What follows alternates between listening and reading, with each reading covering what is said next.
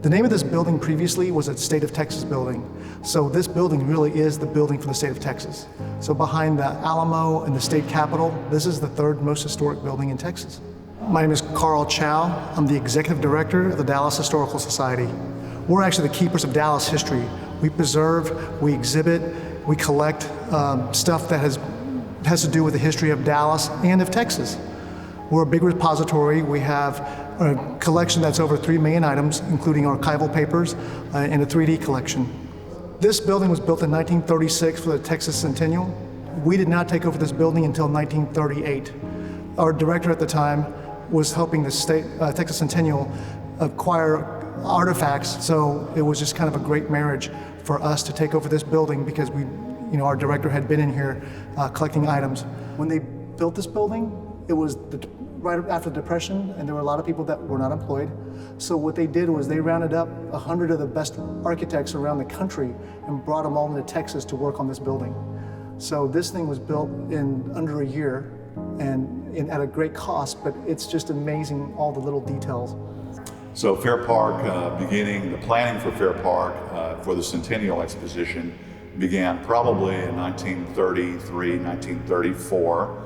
Dallas banker R.L. Thornton engaged a very prominent Dallas architect named George Dahl to work with him on transforming and revisioning Fair Park as an exposition.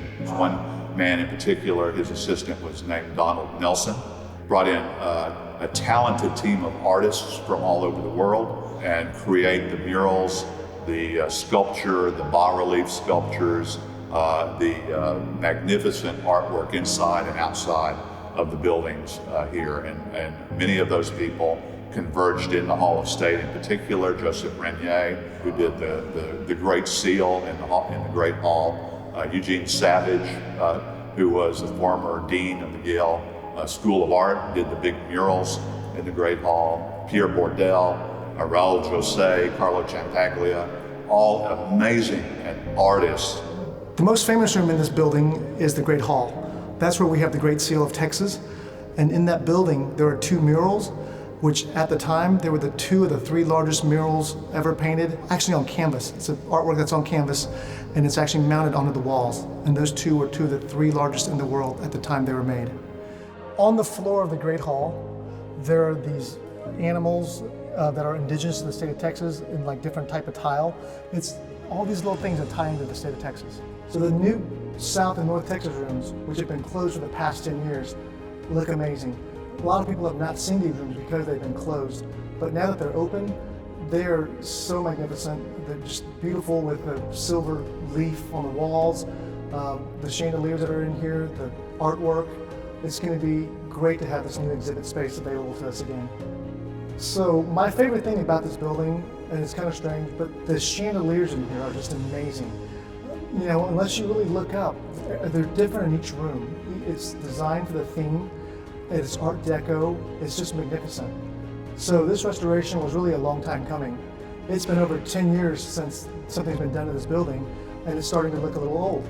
The restoration 10 years ago was a lot more interior, air conditioning units, things that you really couldn't quantify or see. So with this restoration, what we did was really the exterior, the things that people can see. So when you come in here, I think you're going to realize that the paint is fresh, and even though it's restored to the way it was in 1936, it's got that Art Deco feel. It keeps its originality, but it looks very fresh. So I think what you're going to see is a big sense of awe when people walk in. When you come out here, there's going to be a lot of great things for you to see.